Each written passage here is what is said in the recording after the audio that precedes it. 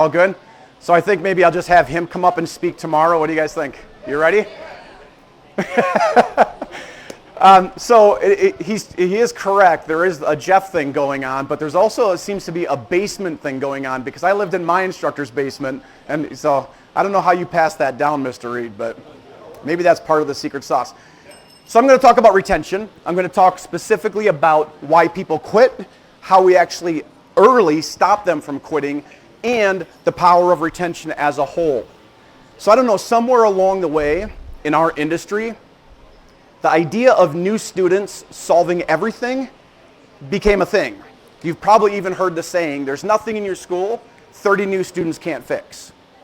Now, there is a piece of that that's true, but what I think the pendulum has swung so far to the new student idea that we've lost the idea of where our core is at, and that's retention.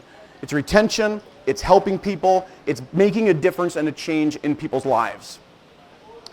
Obviously, there's a healthy balance between new students and retention. We need both. I'm actually going to make the case today, though, that retention is a little bit more powerful than new students, and we'll talk about why. In my mind, in my idea, my experience, there are 3 reasons that retention are more powerful, more important. Number 1, purpose, passion. I don't know anybody in the martial arts industry that came in, they got their white belt, they came up through the ranks, they became an instructor, they love working with people, and the whole time they're thinking to themselves, I can't wait to run Facebook ads, right? I can't wait to VIP and door hang. That's where my passion truly lies.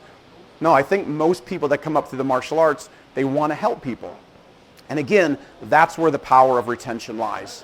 Number 2, I don't think there's any school in the world really that needs 30 new students a month, unless you have 1,000 students with a 3% quit rate, or you're in a high growth stage of your school, like a brand new school that's just growing.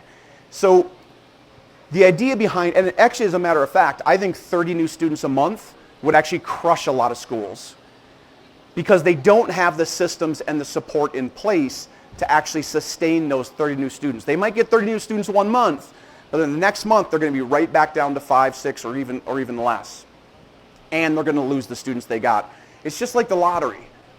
You get somebody who doesn't have any money, they win the lottery, 70% of those people are broke within 3 to 5 years. Why is that? Because they don't have the systems, they don't have the mindset, they don't have the habits to keep those. So retention is all about developing the habits. It's all about developing the systems to keep your retention high or your quit rate low. We measure quit rate. We don't measure retention. Quit rate, our quit rate last year was 1.7%. And even that kills me. That means 1.7% of our student body is firing us every month. And I'm in this business to help people. So when someone leaves, man, that hurts, right? Now, obviously, we can't control moves.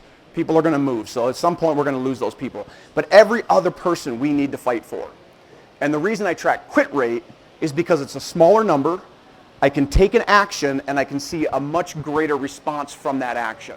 I can implement a system and then immediately see that change next month.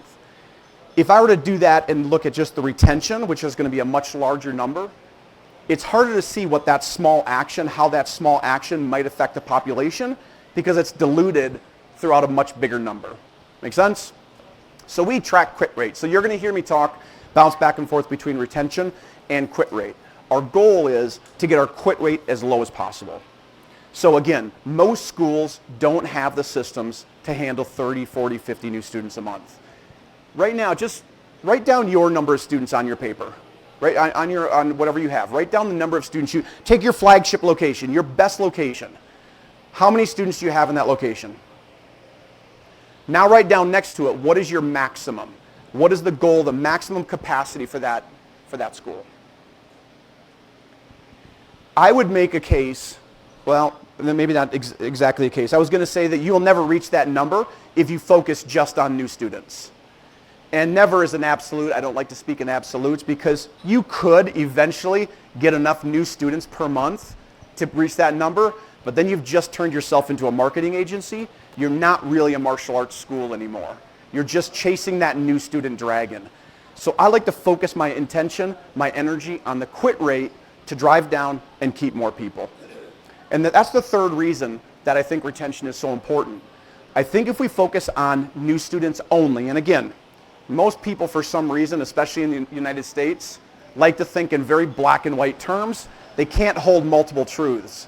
I'm not saying don't get new students. I'm not saying new students aren't important. I'm just saying we need to swing the pendulum back and focus a little bit more on retention. And the third reason, is because I think new students, chasing that new student dragon, puts an artificial cap on our locations, on our schools.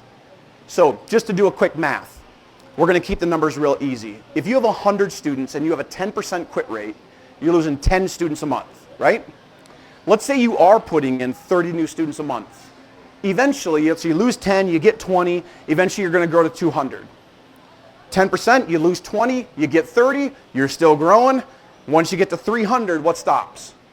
Your growth. You lose 30, you're putting 30 in, everything stops at 300, you just found your cap. The only way to grow at that point is now to increase from 30 new students to 40 new students.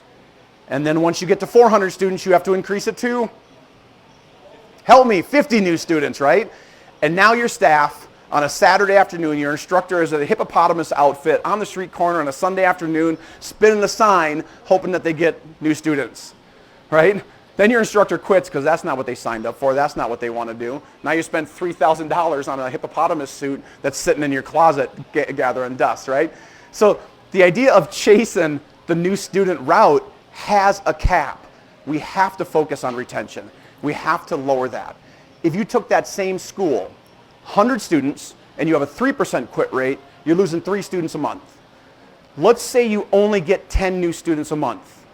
And 10 new students a month is really easy to get between referrals and some Facebook, some marketing, birthday parties, things like that. 10 new students is really manageable. 100 students, 3% quit rate, you're losing 3, you're getting 10, you're growing. 200 students, you're losing how many? I said 3%, right? So you're losing 6, you're gaining 10, you're still growing. But your staff isn't being stressed out. How much work does your staff have to do, stress do they have to hold to get 30, 40 new students a month? How many events are they doing? How often are they doing phone calls just to, if you want 30 new students a month, you have to get, if you have an 80% retention from your leads to appointments, to shows, to trials, to new students, you have to have, I think it's somewhere in the 200 to 300 leads per month range. That's a lot of phone calls. That's a lot of appointments that your staff has to schedule. That's a lot of missed appointments that they have to schedule. That time, that payroll adds up, and it can be a real moral drain for your morale drain for your staff, because they're not working with students on the floor, they're making phone calls instead. Make sense? So that's my pitch on why I think we as an industry leaders, we need to start focusing more on retention. Again, it's our core. So let's talk about